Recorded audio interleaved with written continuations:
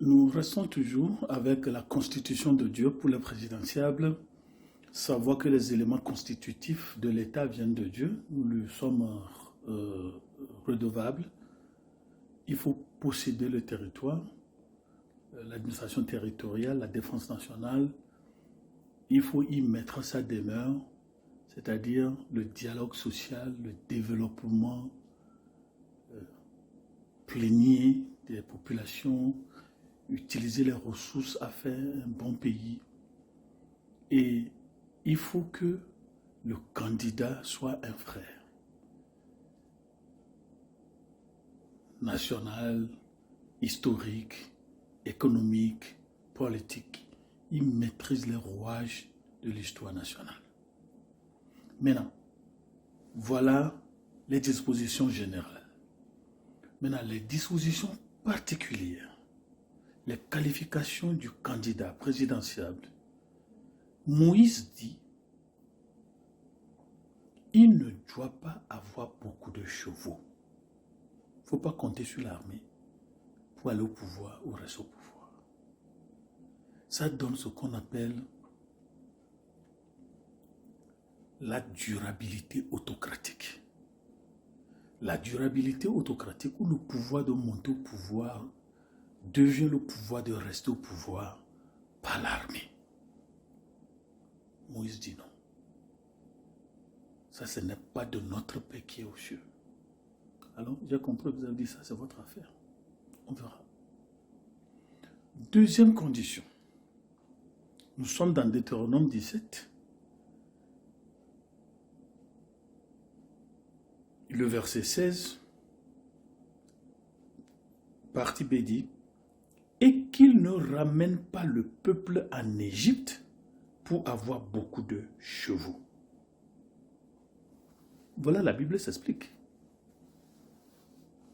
Si votre président a beaucoup de chevaux, si votre présidentiable compte sur les chevaux, ce qu'il va faire, c'est de vous ramener en Égypte. Situons ceci dans le temps et dans l'espace. L'Égypte était la métropole de l'Israël. L'Égypte était la métropole de l'Israël. Et chaque fois qu'il y a quelque chose, la colonie sollicitait la main de la métropole. La métropole veut avoir sa mise sur la colonie, avec des accords bilatéraux, accords militaires, accords économiques. On envoie des assistants économiques. Et quelqu'un s'est dit, est-ce qu'ils sont des assistants économiques ou bien des assassins économiques? Sinon, comment expliquer que, avec les nombreux assistances que nous avons, on n'a pas de développement? Moïse a dit ça. Mais si le président ou le présidentiable a beaucoup de chevaux armés, il va le faire. Quand vous voulez parler, on dit, taisez-vous. Mais ici, mais ça ne plaît pas au cœur de Dieu, celui qui a créé l'État. Ça ne lui plaît pas.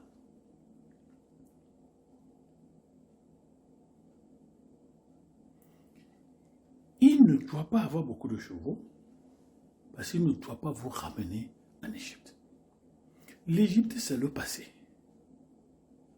L'Égypte, c'est la métropole. Mais combien de nos nations sont encore dans les mains de la métropole? Donc vous allez voir ici que Dieu veut une indépendance pure et totale.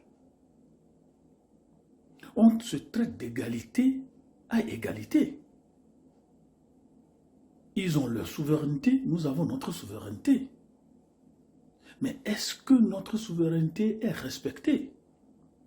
Ou bien elle est trufflée d'ingérence extérieure à cause de la dictée des canons, ou à cause des menaces de coup d'État, ou à cause des menaces des guerres civiles,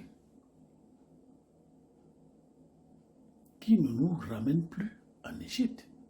C'est-à-dire, Dieu ne veut pas une recolonisation. Dieu ne veut pas une bicolonisation. chrétiens africains comprenaient ces choses. Donc, il dit à nos dirigeants, n'allez plus en Égypte. N'allez plus. Et Ésaïe va même appeler. Ésaïe va appeler les dirigeants de Pharaon des fous. Lisez Ésaïe 19. Il dit, les accords militaires ne vont pas réussir. Les accords économiques ne vont pas réussir. Dieu savait que la métropole ne faisait pas développer une colonie. Pourquoi Dieu va dire ça? Mais Satan est la première personne qui a colonisé la terre. Il n'a pas aidé à développer. Mais Dieu, ayant créé l'homme à son image, voulant le développement plénier, l'épanouissement plénier de l'individu, il dit non, n'allez pas vous faire recoloniser. Mais qui écoute Dieu?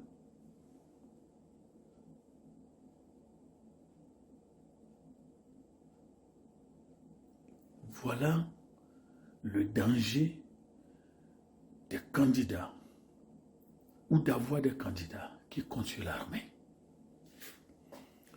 Il va tout faire de force ou de gré parce qu'il y a l'armée. Et avec ça, on peut forcer ce qu'on appelle une majorité légale.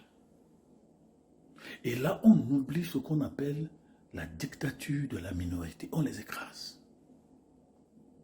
Dans mes petits cours de droit civil, il n'y avait pas seulement la majorité, mais il y a la dictature de la minorité. Avec l'armée, on va acheter le président de la minorité. Il devient un béni-oui-oui politique. Bravo à ces pays qui financent maintenant l'opposition. Bravo à ces pays qui reconnaissent les différents partis politiques. Et on va aller loin en éliminant ces partis politiques hétéroclites qui sont des mangiocrates. Hein? Des gens qui se disent, nous sommes un parti charnier, centriste, on n'est pas du pouvoir, on n'est pas de l'opposition. C'est des guet-apens politiques. Moïse dit, vous voulez avoir un bel état de droit, le candidat présidentiel ou le président ne doit pas compter sur l'armée pour faire ces choses. Écoutez ceci. Qui a habillé l'armée? C'est le peuple. C'est le peuple qu'on appelle État. Dans les pays francophones, ceci n'est toujours pas clair. C'est le peuple qu'on appelle État. C'est pourquoi le chef de l'État s'appelle le chef de l'État. Il est le chef du peuple. Et nous avons le chef du gouvernement. Et nous avons le président du Parlement. En fait, ça, c'est la Trinité hein, qu'on en fait comme ça. Donc, quand vous êtes au gouvernement, vous dites non, on n'a rien à faire avec la Trinité. Vous vivez la Trinité sans le reconnaître.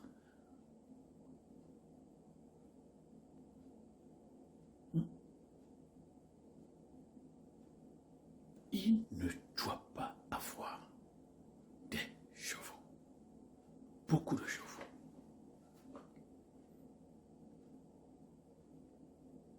C'est ce que Moïse dit.